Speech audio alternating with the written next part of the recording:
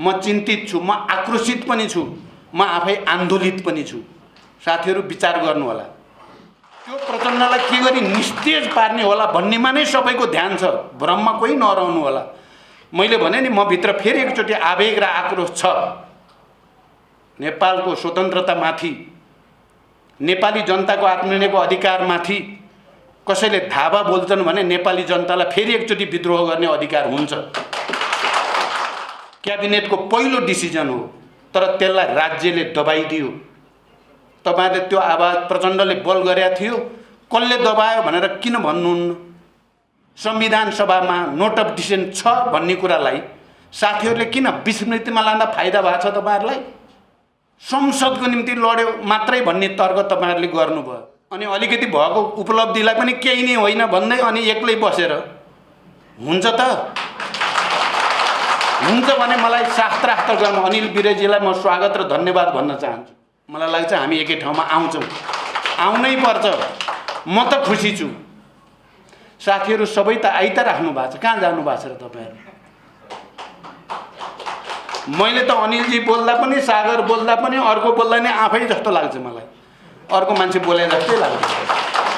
भाषा पनि मेरै छ, तर्क पनि मेरै छ, तरिका पनि मेरै छ। अनि मैले अर्को ठान्छु त तपाईहरुलाई?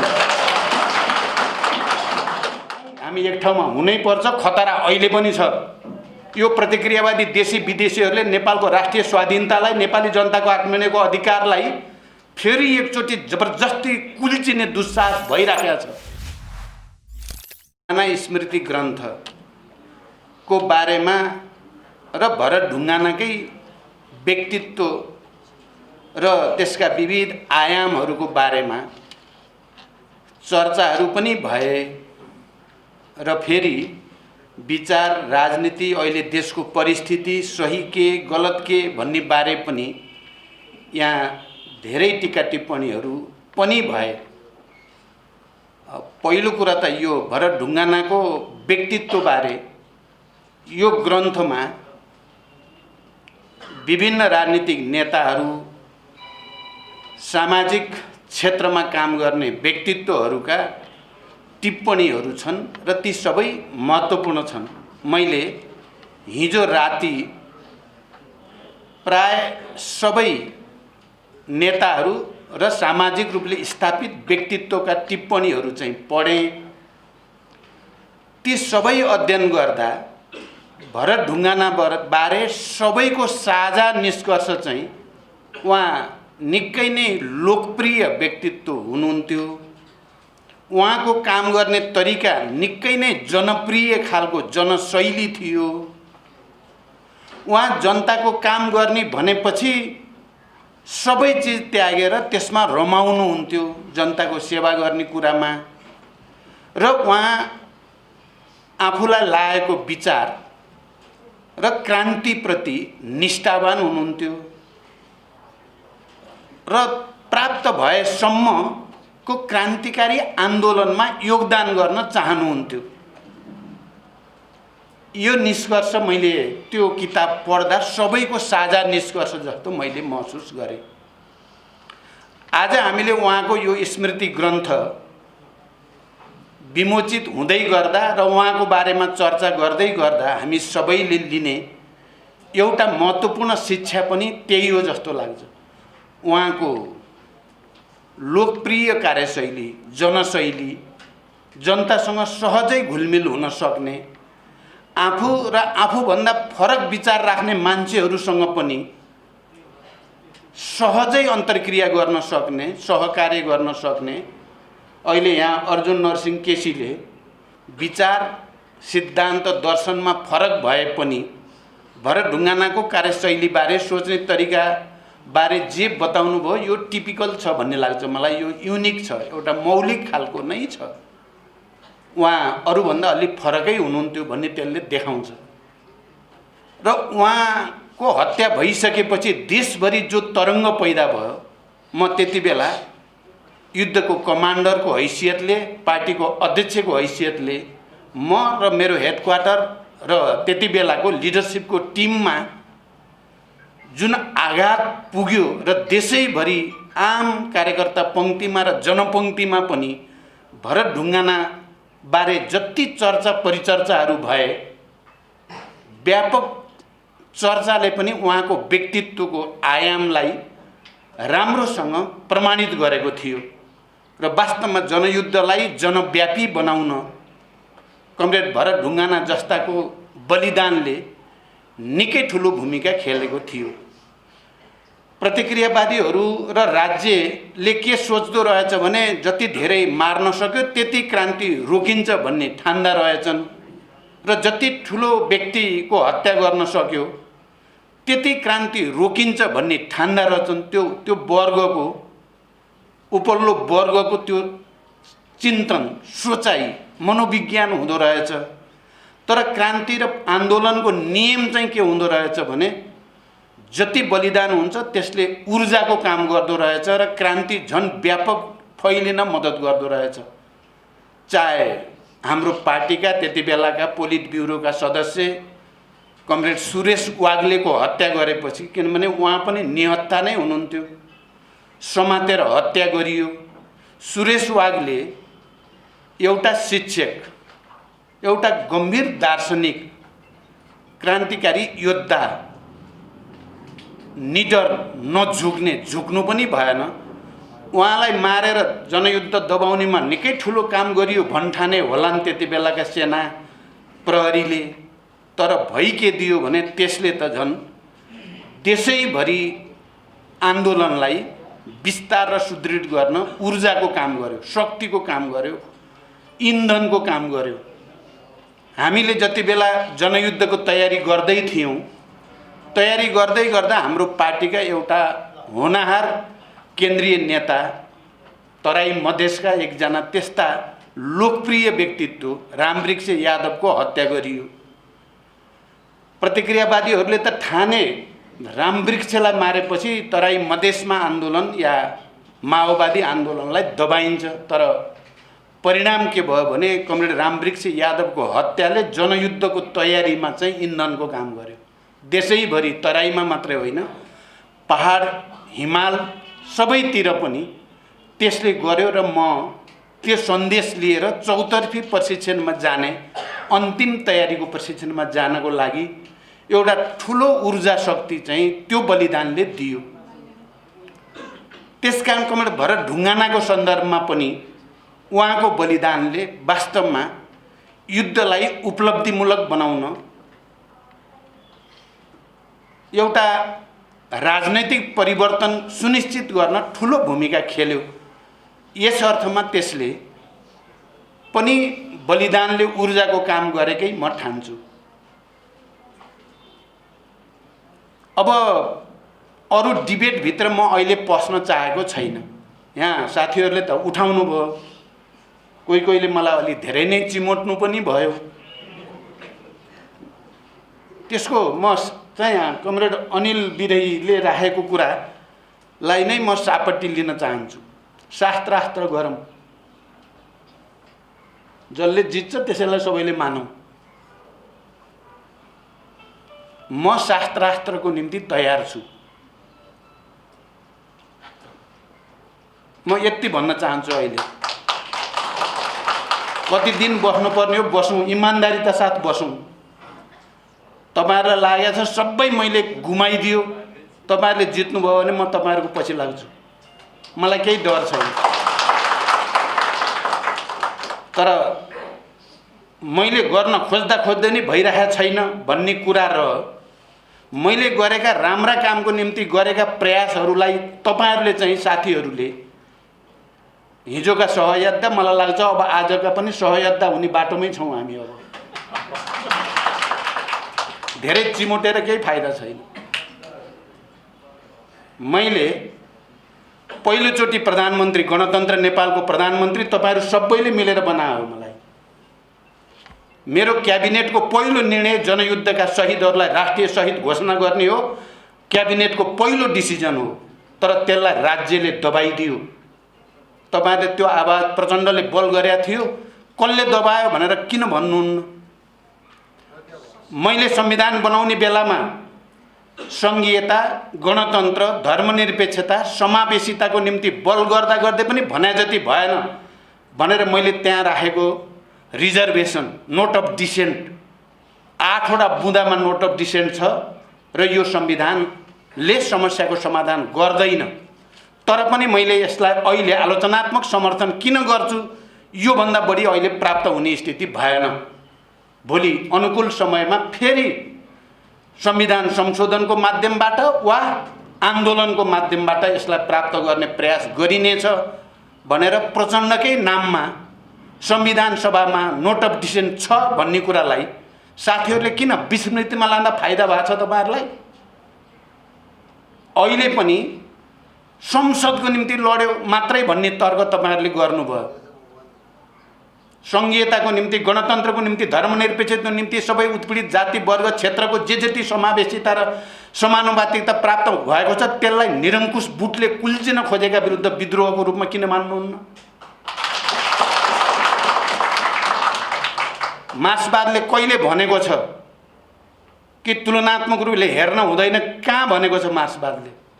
मार्क्स एंगल्सदेखि लेनिन स्टालिन माओसम्म सबैले भनेको के हो? सामन्ती राजतन्त्र, निरङ्कुश राजतन्त्र भन्दा संवैधानिक राजतन्त्र प्रगतिशील हुन्छ, संवैधानिक राजतन्त्र भन्दा बुर्जुवा गणतन्त्र प्रगतिशील हुन्छ, बुर्जुवा गणतन्त्र भन्दा समाजवादी गणतन्त्र प्रगतिशील हुन्छ भन्ने व्याख्या होइन। अनि अलिकति भएको उपलब्धिलाई पनि केही नै होइन भन्दै अनि एक्लै बसेर हुन्छ त? हुन्छ भने मलाई शास्त्रार्थ गर्न अनिल विरजीलाई म स्वागत र धन्यवाद भन्न चाहन्छु। पूर्वीय दर्शनको शास्त्रार्थमा प्रवेश गरौँ, हप्ता 10 दिन शास्त्रार्थ गरेरै बसौँ बरु र एउटा निष्कर्ष निकालौँ। वैज्ञानिक समाजवादको निम्ति, साम्यवादको निम्ति लड्न म तयार छु तपाईहरुसँगै। मेरो विचारमा म लडिरहेको छु, तपाईको विचारमा तपाईहरु पनि लडिराख्नु भएको छ। साँच्चै को चाहिँ लडेको चाहिँ हो त्यसको चाहिँ शास्त्रार्थद्वारा निष्कर्ष निकालौँ। मलाई लाग्छ हामी एकै ठाउँमा आउँछौँ, आउनै पर्छ। म त खुसी छु। साथीहरु सबै त आइ त राख्नु भएको छ, कहाँ जानु भएको छ र तपाईहरु? मैले त अनिलजी बोल्दा पनि, सागर बोल्दा पनि, अर्को बोल्दा नि आफै जस्तो लाग्छ मलाई। अर्को मान्छे बोले जस्तै लाग्छ। भाषा पनि मेरै छ, तर्क पनि मेरै छ, तरिका पनि मेरै छ, अनि मैले अर्को ठान्छु त तपाईहरुलाई? त्यहाँ चिन्ता नगरौँ, शास्त्रार्थ गरौँ। हामी एक ठाउँमा हुनै पर्छ। खतरा अहिले पनि छ। यो प्रतिक्रियावादी देशी विदेशीहरूले नेपालको राष्ट्रिय स्वाधीनतालाई, नेपाली जनताको आत्मनिर्भरको अधिकारलाई फेरि एकचोटि जबरजस्ती कुल्चिने दुस्साहस भइराखेको छ। म चिन्तित छु, म आक्रोशित पनि छु, म आफै आन्दोलित पनि छु। साथीहरु विचार गर्नु होला। अब अहिले मैले फेरि यो भन्दा बढी भन्न हुन्न। यो भन्दा बढी भन्यो भने तपाईहरुलाई नि मलाई पनि फाइदा हुँदैन, तपाईहरुको नेतृत्वलाई पनि, मेरो नेतृत्वको आन्दोलनलाई पनि। तर नेपालको राष्ट्रिय स्वाधीन हामीले राजनैतिक हिसाबले सामन्ती तन्त्रमाथि विजय हासिल गरेकै हो, तर राष्ट्रिय स्वाधीनताको लडाई पूर्ण भएको छैन। हामीले अझै लड्न बाँकी छ भनेको त्यहीँनिर हो।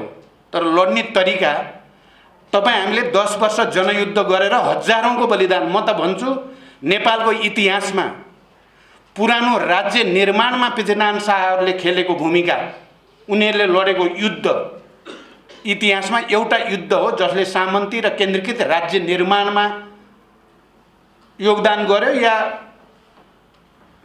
त्यो 2224 राज्यबाट नेपाललाई एउटा बृहत केन्द्रीकृत सामन्ती राज्य निर्माण गर्न भूमिका खेल्यो। त्यहाँ पनि हजारौंको बलिदान भयो। त्यसपछिको माओवादी आन्दोलन नै हो जहाँ हजारौं नेपाली जनताले हाँसी हाँसी नयाँ राष्ट्र निर्माणको निम्ति, नयाँ राज्य निर्माणको निम्ति, नयाँ सिस्टमको निम्ति बलिदान गर्यो। हो, लडाई अर्जुनजीले भने जस्तो 7 सालमा नेपाली कांग्रेस, झापा विद्रोहको बेलामा नेकपा कोअर्डिनेसन या माले सबैले पनि हतियार उठाउने कोसिस गरेकै हुन्। तर 10 वर्षको जनयुद्धमा जुन स्तरको हतियार उठ्यो, जनसहभागिता भयो, बलिदान भयो, त्यसको अर्को तुलना गर्ने कुनै पनि नेपालमा, आधुनिक नेपालमा अर्को उदाहरण छैन। अहिले प्रतिक्रियावादीहरूको सम्पूर्ण जोड केमा छ त? तपाईँ देशभित्रको भन्नुहोस्, बाहिरको हिजोका सामन्ती तत्त्वहरू, प्रतिक्रियावादी तत्त्वहरू यही माओवादी आन्दोलनले ल्याएका उपलब्धिलाई के गरी ध्वस्त पार्न सकिएला? र माओवादी आन्दोलनले तयार भएको नेतृत्वको टिम त्यसमध्ये एक नम्बरमा अहिले पनि प्रचण्ड नै छ। तपाईँलाई मन परे पनि मन नपरे पनि त्यो प्रचण्डलाई के गरी निस्तेज पार्ने होला भन्नेमा नै सबैको ध्यान छ। भ्रममा कोही नरहनु होला। मैले भने नि, म भित्र फेरि एकचोटि आवेग र आक्रोश छ। नेपालको स्वतन्त्रतामाथि, नेपाली जनताको आत्मनिर्णयको अधिकारमाथि कसैले धावा बोल्छन् भने नेपाली जनतालाई फेरि एकचोटि विद्रोह गर्ने अधिकार हुन्छ। अघि उहाँ के अरे अर्जुनजीले भन्नुभयो, हो साँच्चै कुरा हो। हामी बाटोमा गएर पलेटी कस्दाखेरि गर्वानुभूति भयो, फेरि जनतासँग जोडिएको अनुभूति भयो। मैले केपी ओली प्रवृत्तिका विरुद्ध, उनको निरङ्कुश जालझेलपूर्ण र सामन्ती चरित्रका विरुद्ध 19 पेजको प्रस्ताव लेख्दा मैले भनेको छु। त्यो प्रस्ताव लेख्दै गर्दा र त्यो प्रस्ताव पार्टीमा प्रस्तुत गर्दै गर्दा मैले बम्बार्ड द बुर्जुवा हेडक्वार्टर गरेँ भन्ने छ मलाई। तपाईँ हेर्नु होला, पार्टीभित्रै हो लडाइँ हुने भयो, भइरहेछ। त्यसकारण अब फेरि एकचोटि भएर ढुङ्गाना जस्ता शहीदहरूबाट हामीले प्रेरणा लिने हो, अगाडि बढ्ने हो, पछि हट्ने होइन। तर अहिले अब शान्तिपूर्ण ढङ्गले जनविद्रोह बनाउन सकिने सम्भावना नेपालमा मात्रै छ। अहिले हामी सबै एक ठाउँमा उभिने हो भने शान्तिपूर्ण जनआन्दोलन, त्यसलाई कलरफुल रिभोल्युसन भन्ने गरिन्छ आजकल। कलरफुल, रङ्गीन क्रान्ति, लाखौँ करोडौँ जनता सडकमा ल्याएर क्रान्ति, कलरफुल रिभोल्युसन। त्यस्तो रिभोल्युसनद्वारा तपाईँ हामीले सोचेको ठाउँमा पुर्याउन सम्भव छ। यदि प्रतिक्रियावादीले साँच्चै तपाईँ हामीले बलिदान गरेर प्राप्त गरेको उपलब्धि समेत निमोट्ने र नेपाल राष्ट्रलाई आफ्नो कब्जामा राख्ने सोच्छन् भने हामीले 10 वर्ष जनयुद्धमा, 19 दिनको जनआन्दोलनमा या अरू थुप्रै मधेसी, दलित, आदिवासी, जनजाति, महिला सबै आन्दोलनमा जो जागृति आएको छ, जो जागरण आएको छ, त्यो जागरणलाई हामीले एक ठाउँमा केन्द्रित गरेर कलरफुल रिभोल्युसनमा लैजाने हो भने यी सबै प्रतिक्रियावादी षड्यन्त्रलाई चकनाचुर पार्न सकिन्छ। हामीले सक्नुपर्छ, हामीले सकिन्छ। अहिले षड्यन्त्र भएकै छन्। त्यसकारण अब शहीदहरूको कुरा मैले बिर्सेँ, तपाईँले सम्झिनुभयो, तपाईँले बिर्सिनुभयो, अर्काले सम्झिन्छ। शहीदहरूको इतिहास के छ त? उहिलेदेखि आदिम साम्यवाद पछिदेखिको समाजमा सामाजिक रूपान्तरण, प्रगति र परिवर्तनको निम्ति मानव जातिले जो सङ्घर्ष गरेको छ, मान्छेहरूले बलिदान गरेका छन्। तत्कालीन विद्रोह गर्नेहरूले कतिपयले त्यसलाई बिर्साउन खोजेका छन्, शासकहरूले दबाएर त्यसलाई चिहानमा पुर्न खोजेका छन्, मार्क्सले भने जस्तै। तर इतिहासमा पटक पटक क्रान्तिकारीहरूले, परिवर्तनकारीहरूले चिहान खोतल्छन्, शहीदहरूलाई चिहानबाट तिनका कङ्काल निकाल्छन्, तिनलाई लिएर सडकमा निक्लिन्छन् र फेरि ती शहीदहरूलाई स्थापित गर्छन्।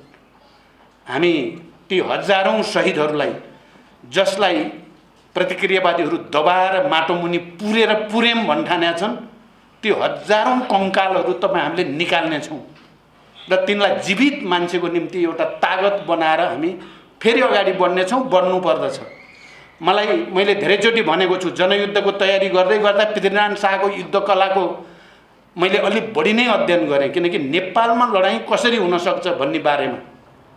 र एउटा निष्कर्ष, जनयुद्ध उसको जस्तै त लक्ष्य त हुँदैन। फिलोसफी त हाम्रो फरक छ, पोलिटिक्स त हाम्रो फरक छ, आइडियोलोजी फरक छ। तर युद्धकला, नेपालको भूगोल, नेपालको इतिहास, नेपालको संस्कृति, नेपालको परम्परा, नेपाली जनताको मनोविज्ञान, नेपालको जाति, भाषा, धर्म, परम्परा, यो सबैसँग रिलेटेड गरेर युद्ध कसरी लान सकिन्छ भन्ने निष्कर्ष मैले नयाँ निष्कर्ष निकालेको हो। र त्यति बेला लखन थापादेखि, कामी बुढादेखि, भीमदत्त पन्तदेखि ती सबै इतिहासमा बिर्साउन खोजेका शहीदहरूलाई फेरि जीवित बनाएर स्थापित गरेरै जनयुद्ध सुरु भयो। अब हामी फेरि आन्दोलन गर्न पर्छ वैज्ञानिक समाजवादको निम्ति भने हामी ती सबै शहीदहरूलाई सम्मानित गर्ने, तिन जो दबाइन खोजिएको छ तिनलाई कङ्काल निकाल्ने चियान खोतलेर र आन्दोलन सफलताको निम्ति तिनीहरूको त्याग र बलिदानलाई सदुपयोग गर्ने जिम्मेवारी हामी बाँचेका। तपाईँ हामी जनयुद्ध 10 वर्षसँगै लडेका त बाँच्नको निम्ति हामी कोही पनि हिँडेका थिएनौँ नि। हामी सबै मृत्युवरण गरेरै हिँडेका भित्रकै हो नि। हामीले त्यति बेला भनेका सिद्धान्त बिर्स्यौँ भन्ठान्नु भएको छ र तपाईँहरूले बिर्सिएको छैन। परिस्थिति अनुसार शास्त्रास्त्र गरौँ। फेरि पनि अनिलजीलाई धन्यवाद। शास्त्रास्त्र गरौँ राम्रोसँग ठन्डा दिमागले। हामी एक ठाउँमा आइन्छ, आइसकियो, अब कोही लाज नमानौँ क्या, आइसकेपछि पनि आ छैनौँ भन्ने नगरौँ। यही कामना र मेरो तर्फबाट त्यसमा इमान्दारिता साथ प्रस्तुत हुने प्रतिबद्धता सहित भरत ढुङ्गाना र उहाँको सबै परिवारलाई सम्मान गर्दै म मेरो भनाइ टुङ्ग्याउँछु। धन्यवाद। अभिवादन।